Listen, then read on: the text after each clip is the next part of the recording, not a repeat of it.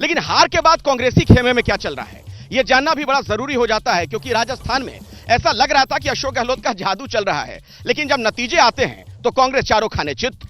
मनीष शर्मा भी हमारे साथ जुड़े हुए हैं। मनीष, कुछ वहां से जानकारी, कुछ अपडेट वहां से?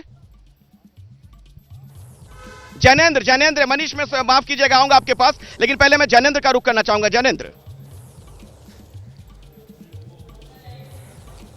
जी बिल्कुल अखिलेश, कांग्रेस में मंथन तो चल ही रहा है। विधायक दल की बैठक अब से कुछ देर में शुरू होनी है। सचिन पायलट पहुंच चुके हैं, अशोक गहलोत का इंतजार किया जा रहा है, और इसके अलावा दिल्ली से पर्यवेक्षक मधुसूदन मिस्त्री, इसके अलावा भूपेंद्र हुड्डा और मुकुल वासनिक आदि पहुंचने वाले हैं।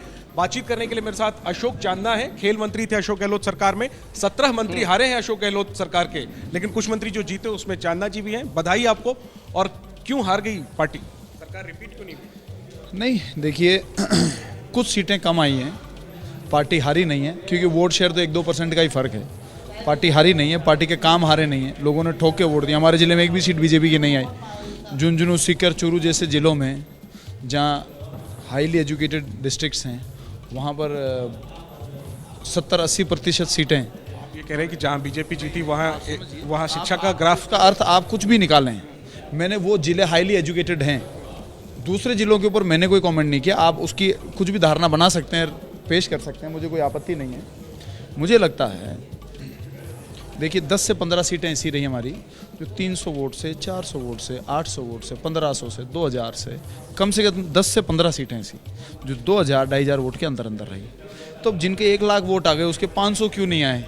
अब इसके ऊपर तो कोई समीक्षा नहीं बैठ सकती। लोगों ने 1 लाख वोट दिए ही हैं, और 1,04,000 किसी और को दे दिए तो कोई बहुत बड़ा वो भी तीर नहीं है।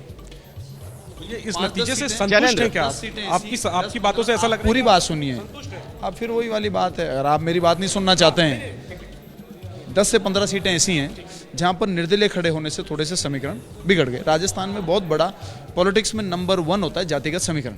राजस्थान में इससे ऊपर कुछ भी नहीं है, बाकी सब चीजें सेकेंडरी। समीकरण कुछ निर्दलीय खड़े होने की वजह से 10-15 सीटें हमारी खराब हो गई। ये 2, इसके अलावा देखिए जैनेंद्र, अब जो भी तर्क दिया जाए, जो भी लॉजिक दिया जाए कि मात्र कुछ सीटों पर हम इतने अंतर से हारे वगैरह वगैरह, इलेक्टोरल जो पॉलिटिक्स होती है उसकी हकीकत यही है, जो जीता वो सिकंदर।